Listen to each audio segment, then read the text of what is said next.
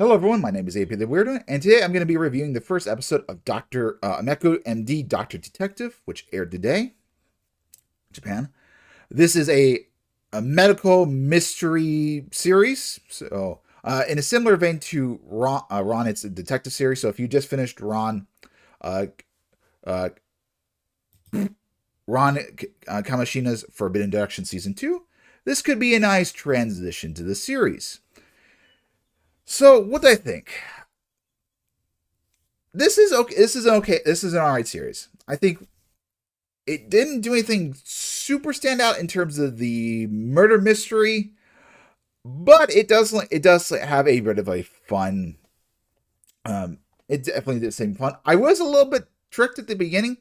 Uh, for this episode, at the very beginning, they Tanaka Dr. Taneko, as she will be referred to, because there is multiple Amekos in the hospital. It was found by her grandfather, her uncle runs it, which we run into.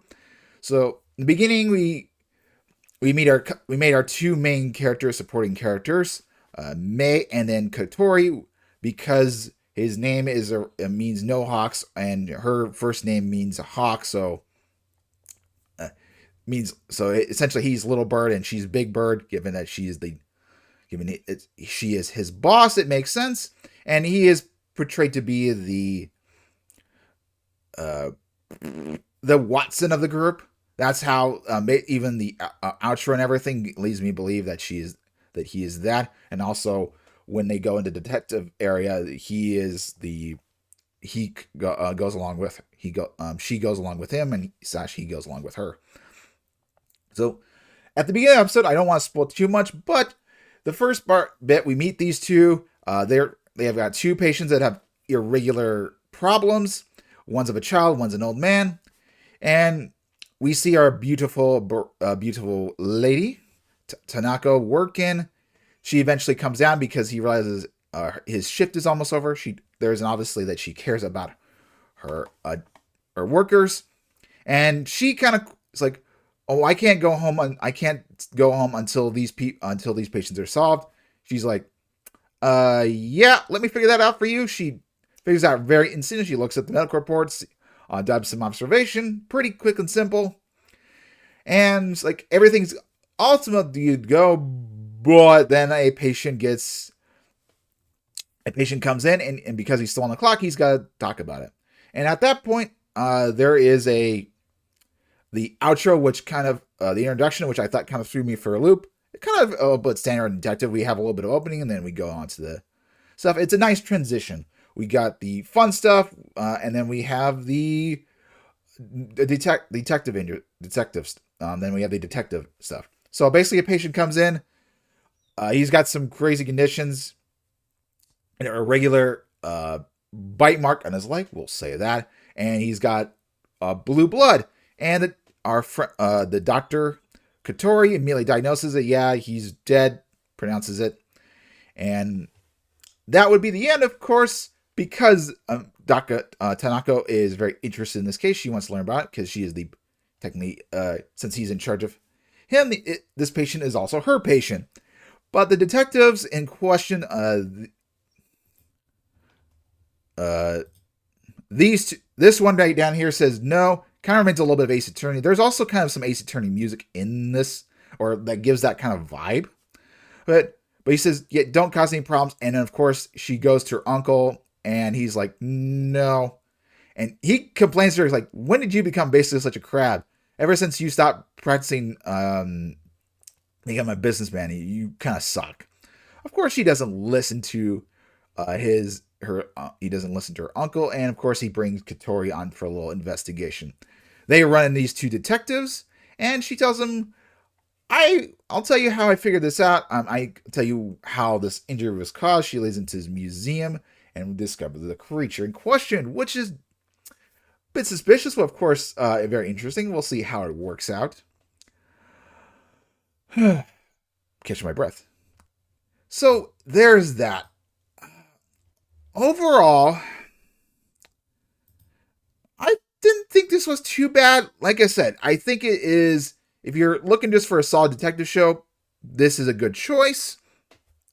Whether or not you want to watch it on Crunchyroll is another question, because that's where it airs, and Crunchyroll sucks by normally. But Ayane Sakura is the main actress, is very famous. She's done a lot of waifus. She's done Ren from MF Ghost, the Yotsuba from Quintessential Quintuplets, and she's also done more recently Ara from Dandadan. So we definitely got a top tier voice actor for this series. When Mai is talking to Katori, they mention they talk about the beginning why he's over here, and they kind of mention that how this character seems like a child. I kind of get that impression. Yes, she does have a flat-chested body, but she definitely gives off her face and everything does give off a mature look. Like, I think if you see her real life, you would not call her a child, or at least she would recommend her as a teenager. I don't know. I just didn't get childlike vibes from her. I don't know. She definitely does give off a little bit immaturity, but she is very smart. I definitely think she is a bit of a hidden waifu if one continues the series. I definitely think I'll keep watching this. It's not painful to watch. It's fun. I mean, well, semi-fun. It's not gonna necessarily not gonna make me angry or anything, but it could make me bored. We'll see. I do think Mai and potentially Yu or Katori will make it interesting. Yu seems to have a little bit play a role, and he seems to be a lot smarter than, say, Toto from Ron. He's not going to be the smartest, but he is a doctor, so he knows what he's doing. So I think he is going to offer some good advice and probably keep the young little lady rounded. I think he also maybe has a little bit of crush on her potentially. Bit inspiring. She's also a big nerd as well. Like, after the shift was supposed to be over, they were going to watch Jurassic Park, which is, her house is on top of the hospital. It's a little quaint little cottage area, very old school, but it has a lot of books. And they also mentioned she's kind of a witch, which it does kind of look like a fantasy series.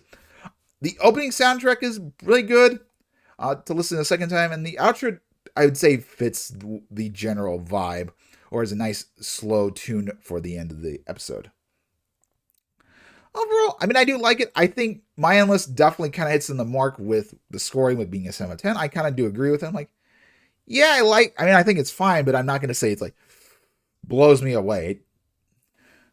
But maybe it'll improve. Maybe it'll be something like Ron. I end up liking Ron. Season 2 wasn't terrible, so it could have improvement.